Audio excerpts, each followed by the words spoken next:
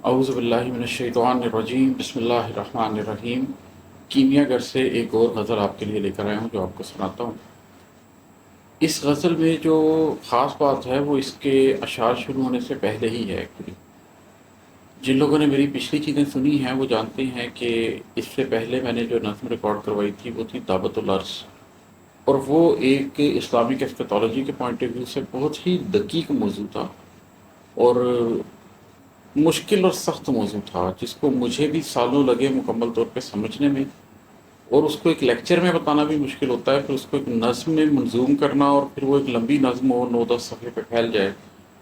تو وہ ایک ذہنی طور پر آمد کے باوجود وہ ایک مشکل آپ مرحلے پہ ہوتے ہیں جس میں آپ ایک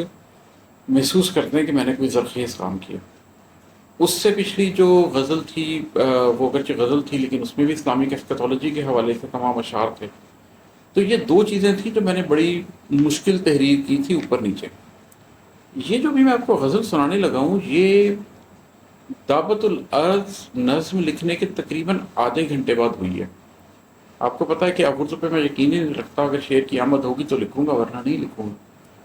تو وہ ایک مشکل چیز لکھنے کے بعد میں اپنی طرف سے تسلی ہو چکی ہے اور اب میں نے ایک چیز کو بند کر دیا، اور اب غالباً میرا ارادہ نہیں ہے کہ 2-4 دن تک کچھ مزید میں لکھوں گا، لیکن ہم انسانوں کے نظریاتی رخوں کے علاوہ ہمارے اندر ایک ہمارا ذاتی رخ بھی تو ہوتا ہے۔ تو یہ غزل ایک طرح سے اینٹی تھیسس میں ہوئی ہے کہ وہ مشکل چیز لکھنے کے بعد طبیعت ایک دم آمادہ ہوئی کہ کوئی سادہ چیز لکھی جائے، کوئی آسان چیز لکھی جائے۔ تو وہ جو ایک طبیعت میں آمادگی آئی سادگی کی طرف، اس میں یہ غزل ہوئی ہے، تو وہ میں آپ کو سناتا ہوں۔ اور یہ پہلا شعر ہی اس کا بڑا واضح ہے اس حوالے سے کہ کاہے اتنی مشکل چیزیں لکھتے ہو،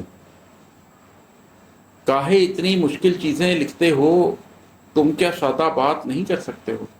اب یہ میں جو پیچھے لکھا اس کے بارے میں اپنے آپ سے ہی کہہ رہا ہوں کہ یہ جو اتنی مشکل باتیں لکھتے ہو سادہ بات نہیں کر سکتے،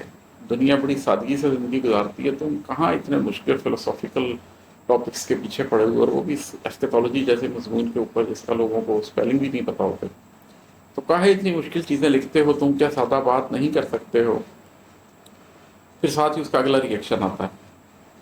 قلب کی خاطر کتنا اوپر اٹھتے ہو، قلب کی خاطر کتنا اوپر اٹھتے ہو، نفس کی خاطر کتنا نیچے گرتے ہو۔